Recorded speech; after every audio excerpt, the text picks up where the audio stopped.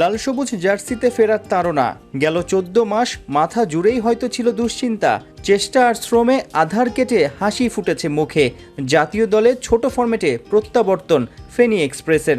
সাইফুদ্দিন জানেন, স্বাধীনতা অর্জনের চেয়ে রক্ষা করা কঠিন, কারণ কোয়ালিটি পেসারের ছড়াছড়ি বাংলার ক্রিকেটে। ইনশাআল্লাহ চেষ্টা থাকবে। আসলে সুযোগ পাওয়াচ্ছে, জায়গাটা ধরে রাখা অনেক কঠিন, সেটা আপনারা জানেন।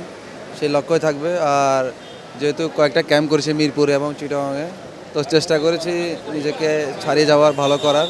তো ইনশাআল্লাহ প্রত্যেকটা অপরচুনিটি তো আসলে প্রত্যেকটা প্লেয়ারের জন্য কাজে আসে। তো আমি চেষ্টা করেছি চট্টগ্রামে 2টা প্রস্তুতি ম্যাচে নিজের সেরাটা দেওয়ার।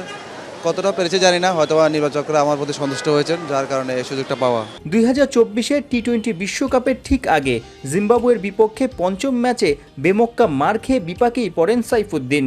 খুব একটা ভালো সময় যায়নি সবশেষে বিপিএলেও। চট্টগ্রামে যে ট্রেনিংগুলো হয়েছে, প্র্যাকটিস ম্যাচ, সেখানে আপনার স্পেশালিটি কি ছিল যেটাতে আসলে নির্বাচকরা সবাই আপনাদের মুগ্ধ হয়েছে? নতুনত্ব কি এসেছে বোলিংয়ে? সেটা বলতে পারো না, হয়তোবা শ্রীলঙ্কা যদি ম্যাচের সুযোগ পাই হয়তোবা দেখবেন। এজ ইউজুয়ালি আমার যেগুলো আগের স্ট্রোক ছিল, swing, yorker, variation, line length, তো এটা নিয়ে আসলে কাজ করেছে। যেহেতু বোলিং ক্যাম্পে নাজমুল ভাই ছিল, ওনার সাথে কথা বলেছি, তো সব মিলিয়ে চেষ্টা করতেছি, দেখা যাক কী হয়।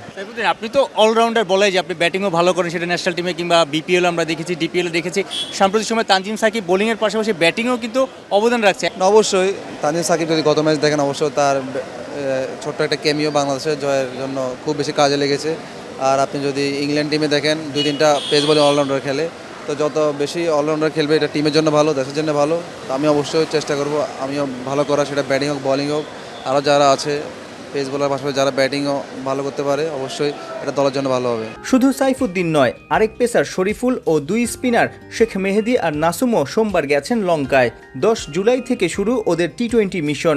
মঙ্গলবার মিরাজের হাতে ওয়ানডে ট্রফি উঠলে নিশ্চিত করেই বাড়তি আত্মবিশ্বাস মিলবে ছোট ফরম্যাটের ক্রিকেটারদের। আমরা তো আশাবাদী, আপনারাও সাথে সাপোর্ট দিবেন, অবশ্যই দলের সাথে থাকবেন।